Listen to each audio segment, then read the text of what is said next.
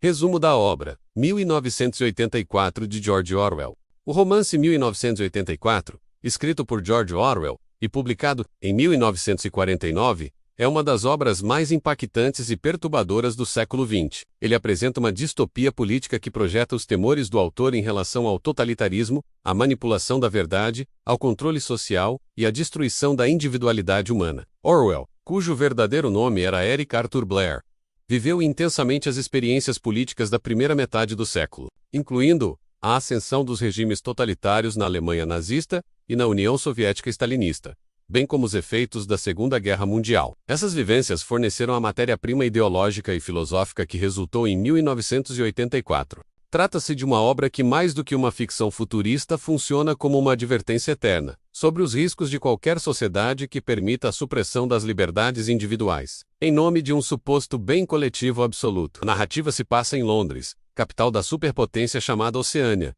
no ano de 1984. O mundo está dividido em 3 grandes blocos totalitários: Oceânia, Eurásia e Lestásia, que vivem em constante guerra e em alianças mutáveis. Esse estado de guerra permanente é um dos pilares fundamentais do regime, pois garante a mobilização das massas, o direcionamento do ódio popular para inimigos externos e o fortalecimento do nacionalismo, impedindo que a população questione a autoridade do governo. A ideologia dominante na Oceânia é o socialismo inglês, e o partido que controla o Estado é simplesmente chamado de partido, dividido em 3 camadas: o partido interno, que concentra o poder real; o partido externo, formado pelos burocratas e funcionários do Estado, e os proletas, a grande massa da população mantida em ignorância e miséria, para que não represente ameaça. O protagonista do romance é Winston Smith, um homem de cerca de 39 anos, que trabalha no Ministério da Verdade, um dos 4 grandes ministérios do governo. O nome de seu local de trabalho já revela a essência da manipulação totalitária. O Ministério da Verdade é responsável pela falsificação da história, pela propaganda oficial e pela reescrita constante de documentos, jornais e livros de forma a alinhar o passado com as necessidades políticas do presente. Essa manipulação contínua assegura que o partido nunca seja desmentido, já que a verdade objetiva desaparece, substituída pela verdade oficial. Os outros ministérios completam o ciclo de dominação. O Ministério do Amor é encarregado da repressão, do medo e da tortura. O Ministério da Paz cuida da guerra, e o Ministério da Fartura administra a escassez, produzindo estatísticas falsas para convencer a população de que a vida está sempre melhorando. Winston é um homem que, apesar de aparentemente submisso, guarda dentro de si uma centelha de rebeldia. Ele sente-se oprimido pelo controle onipresente do partido, e secretamente, começa a questionar a realidade que o cerca. Seu primeiro ato de insubordinação é começar um diário, onde escreve seus pensamentos contra o partido. Esse gesto é perigosíssimo, já que qualquer desvio de conduta ou mesmo de pensamento é considerado crime de pensamento, punido com prisão, tortura e morte. O Grande Irmão, figura onipresente, que representa o líder absoluto da Oceânia, vigia a todos por meio das teletelas, dispositivos que transmitem propaganda e ao mesmo tempo monitoram os cidadãos. Embora não seja certo se o Grande Irmão existe de fato como uma pessoa, ou se é apenas uma construção simbólica, sua imagem e seu nome se tornaram o centro do culto político e da devoção obrigatória. A solidão de Winston encontra um ponto de ruptura quando ele se envolve com Julia, uma jovem que trabalha no Ministério da Verdade e que compartilha seu desprezo pelo partido. O romance entre os dois é um ato de rebelião, pois o partido procura eliminar todo o prazer e toda a intimidade, que não estejam ligados à adoração ao Grande Irmão. O amor e o desejo sexual são vistos como ameaças ao monopólio do partido sobre a vida das pessoas, uma vez que criam lealdades privadas e emoções fora do controle do Estado. Winston e Julia passam a se encontrar secretamente, primeiro em campos afastados e depois em um quarto alugado sobre uma loja, acreditando estar a salvo da vigilância. Esse quarto simboliza a ilusão de liberdade, um espaço em que eles podem se entregar a sentimentos genuínos, longe das teletelas. Ao mesmo tempo, Winston acredita ter encontrado um aliado em O'Brien, um membro do partido interno que aparentemente demonstra simpatia por suas ideias e sugere pertencer a uma organização secreta de resistência,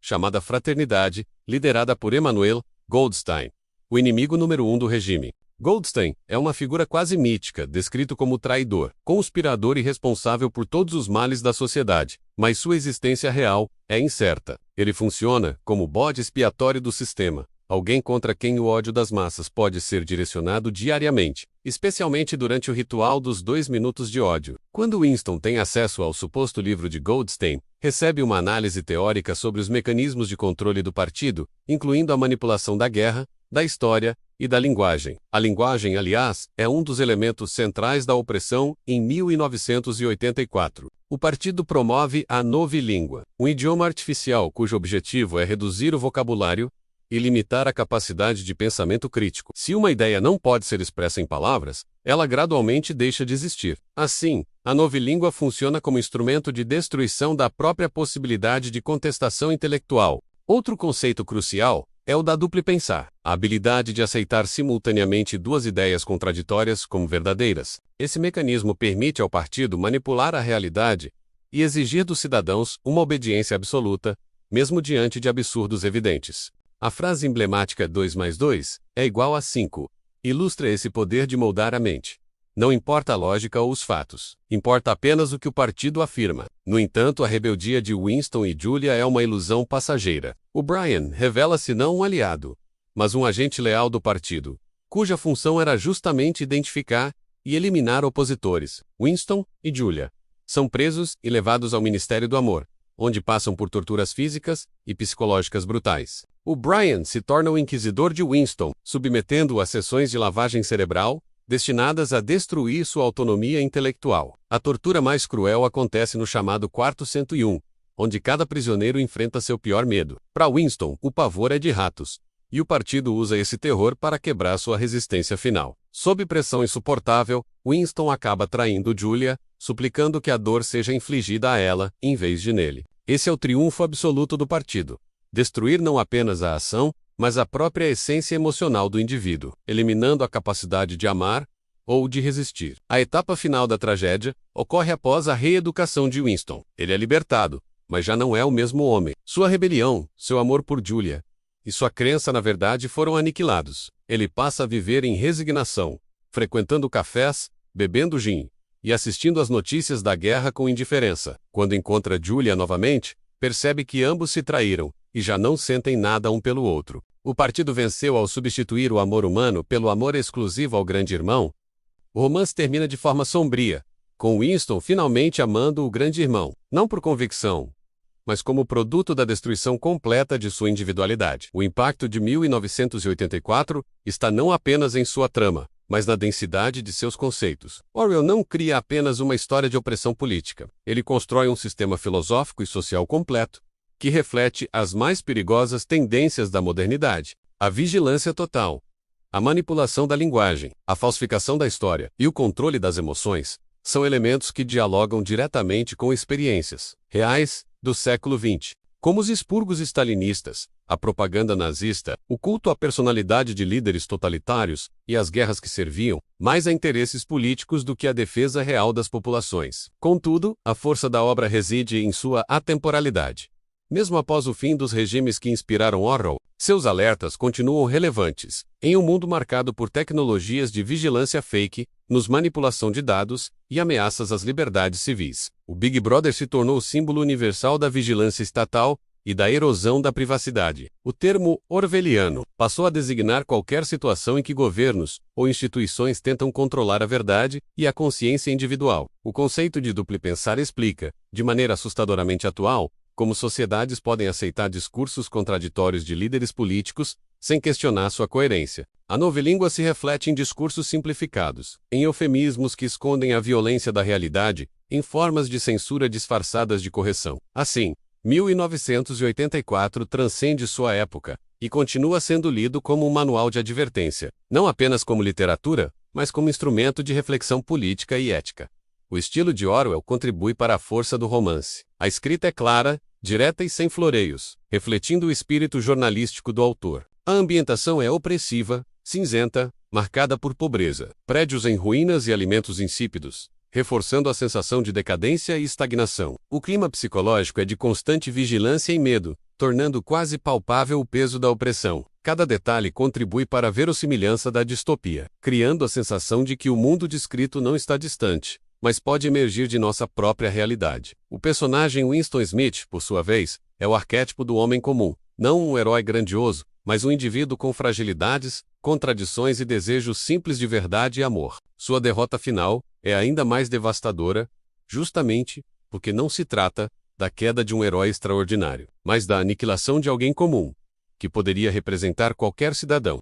Julia simboliza a rebelião instintiva, movida pelo desejo e pela vitalidade, enquanto Winston representa a rebeldia intelectual baseada na memória e na razão. Ambos são esmagados pelo partido, mostrando que nem a paixão nem a lógica são suficientes contra um poder que controla todas as dimensões da vida. O Brian é intelectual refinado, carismático e ao mesmo tempo cruel. Ele encarna a face mais perturbadora do totalitarismo, a de homens inteligentes que acreditam profundamente na ideologia do poder absoluto. Ele não vê sua brutalidade como maldade, mas como necessidade histórica, justificando o sofrimento humano em nome da supremacia do partido. Sua lógica perversa mostra como a tirania não se mantém apenas pela força bruta, mas também pelo convencimento ideológico, pela racionalização da opressão. No fundo, 1984 não é apenas um livro sobre política, mas sobre a natureza humana diante da tirania. Ele questiona se a verdade objetiva pode sobreviver quando todos os meios de expressão estão controlados. Pergunta se o amor pode resistir quando se torna crime. Indaga até que ponto a mente humana pode ser moldada pelo medo e pela manipulação. O final pessimista sugere que, sob certas condições, a liberdade pode ser não apenas reprimida, mas destruída de forma irreversível. Em síntese, 1984 é mais do que uma distopia, é uma advertência permanente. É a demonstração de que o totalitarismo não precisa apenas de armas, mas de palavras, de símbolos, de vigilância constante e da destruição das conexões humanas. O romance de Orwell é um convite à vigilância ética e política, à defesa da liberdade de pensamento e da verdade como valores inegociáveis. Sua leitura continua urgente, porque os mecanismos descritos, embora apresentados em uma ficção de meio século atrás, ainda ressoam em nosso tempo. Assim se encerra este resumo da obra 1984, do George Orwell.